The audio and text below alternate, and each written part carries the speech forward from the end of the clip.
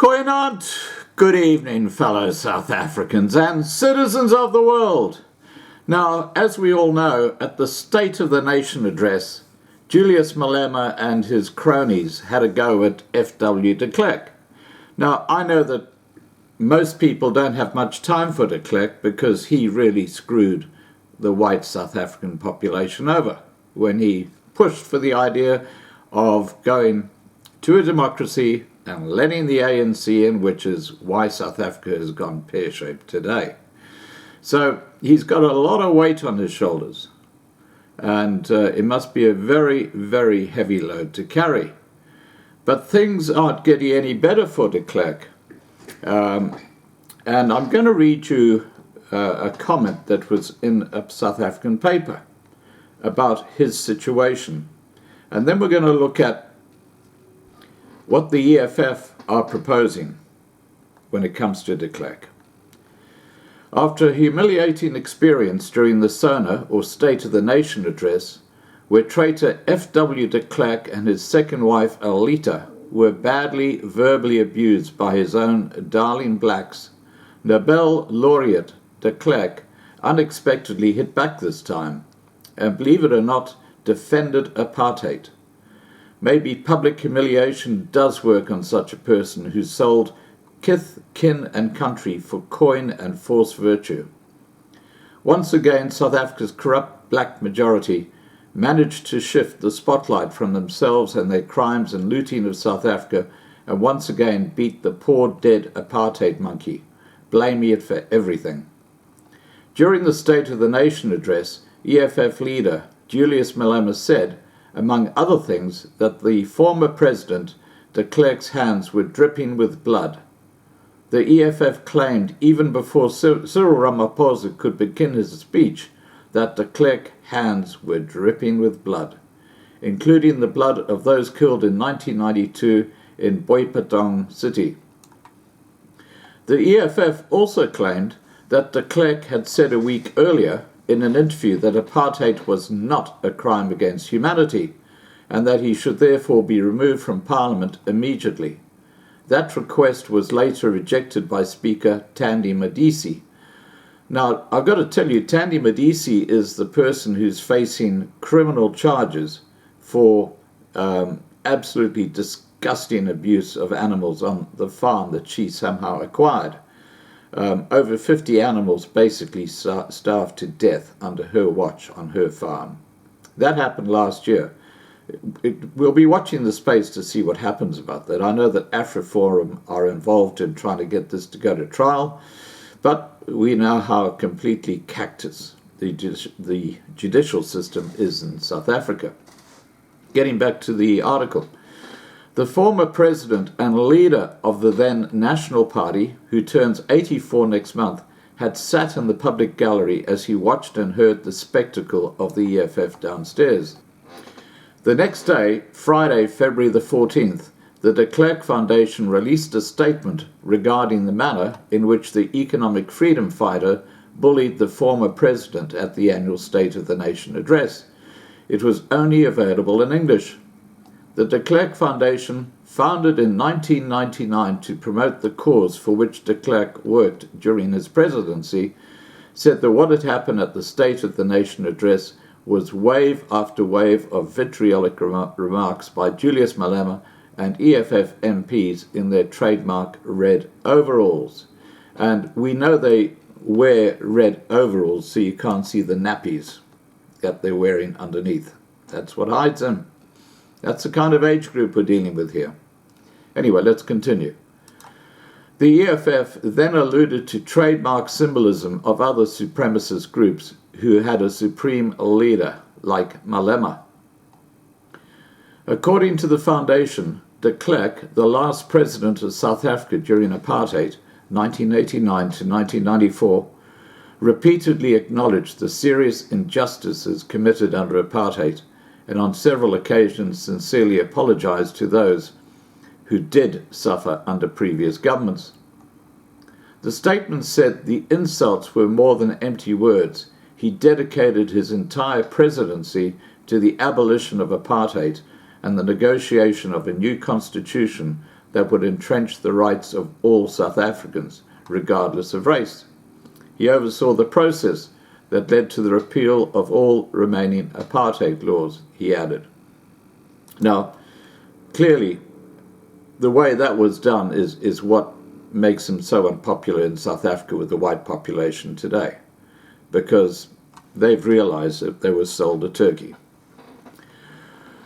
Well, that might have had sounded noble at the time, but as everyone knows, de Klerk's infamous checks and balances never happened, leaving whites at the mercy of a malevolent, often racist, black majority on a daily basis.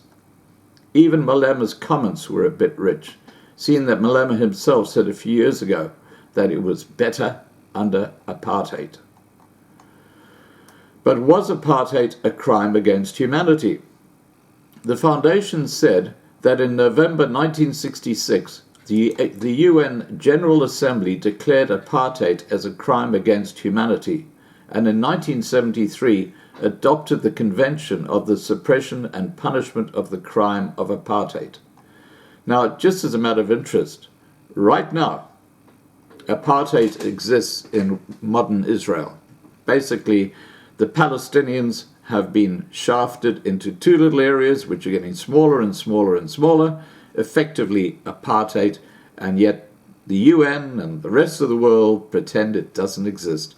This is the hypocrisy of the world governments. Anyway, let's get back to the UN statement.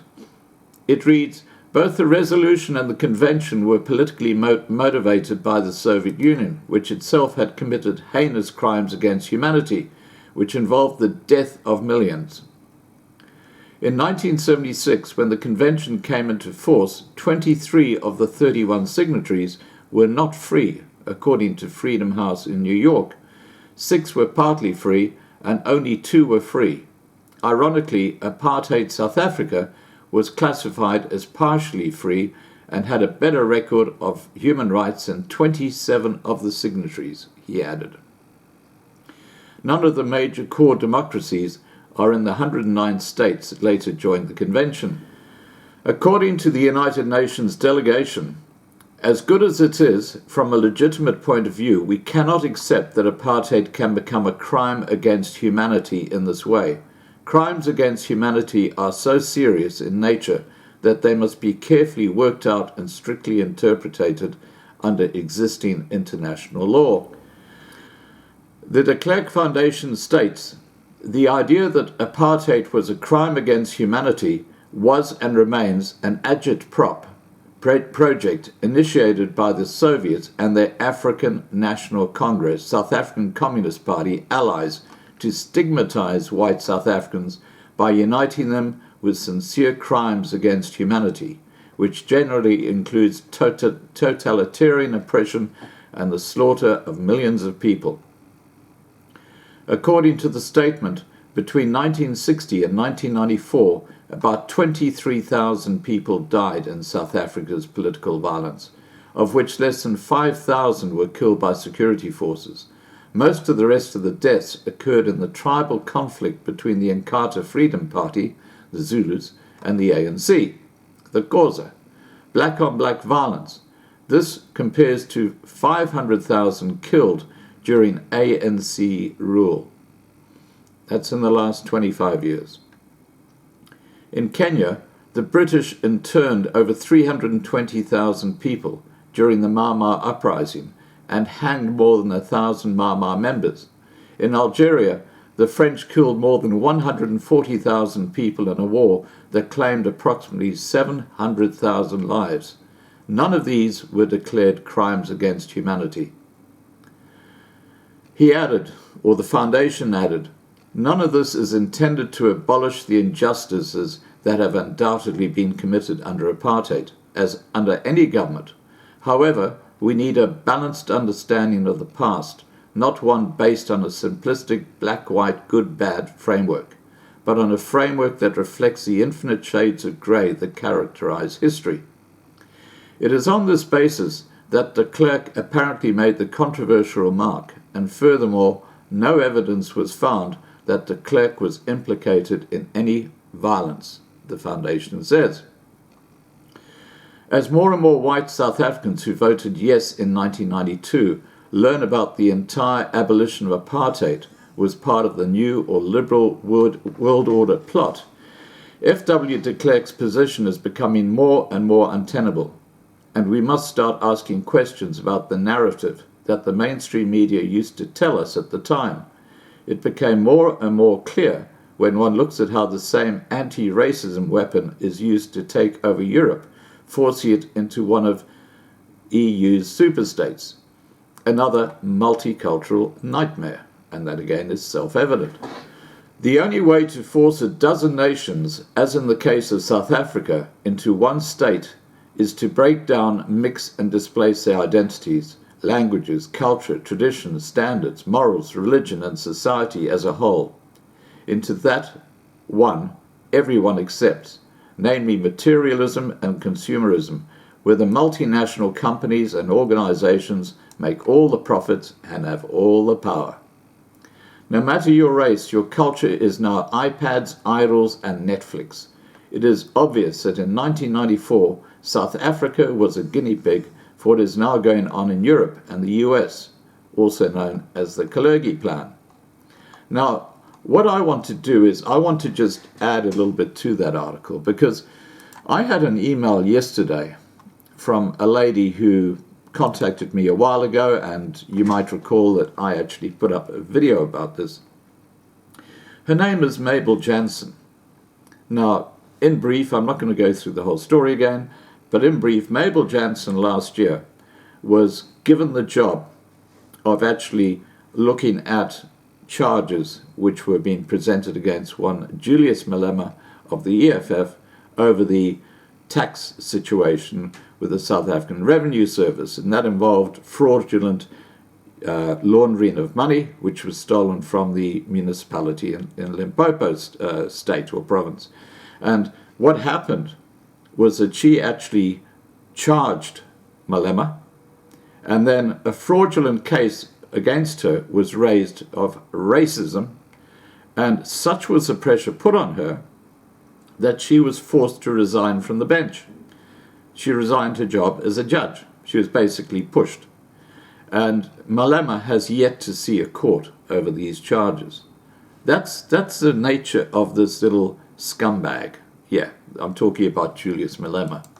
And now Malema is wanting, or is pushing, for de Klerk to be charged for murder. Can you believe it?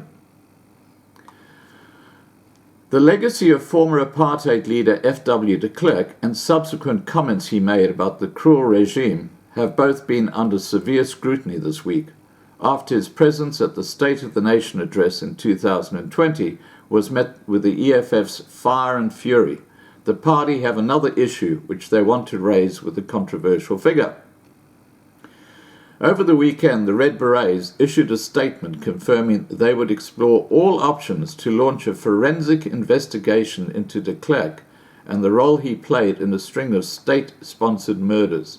The EFF leadership have ramped up their campaign against the former head of state following a car crash TV interview.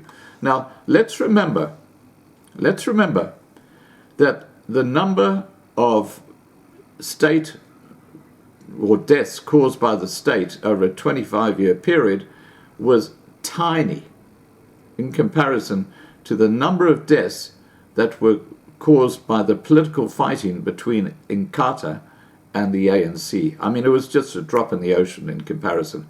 And since 1994, 500,000 deaths in South Africa under the ANC government.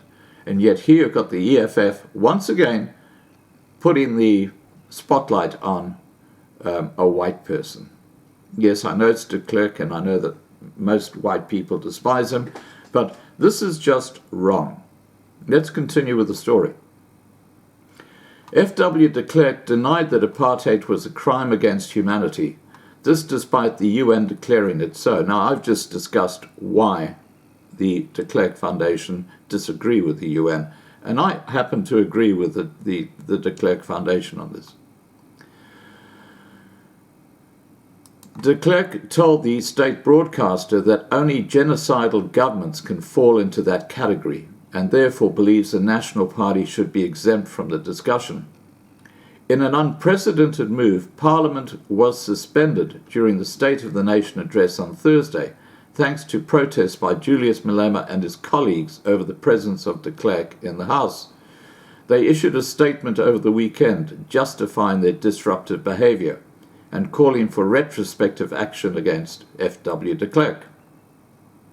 And the statement reads, "The EFF will explore all legal options to open an inquest against de Klerk regarding all the people who were killed by the state under his presidency. This will be with the aim of prosecuting him for apartheid murders. It is evident now that F.W. de Klerk will only accept it was a crime against humanity if he faces punishment."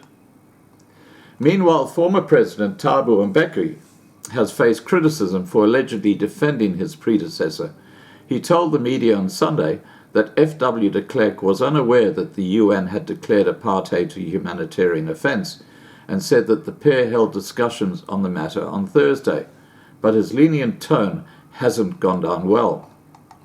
So there you go. You can see how these snakes in the grass work.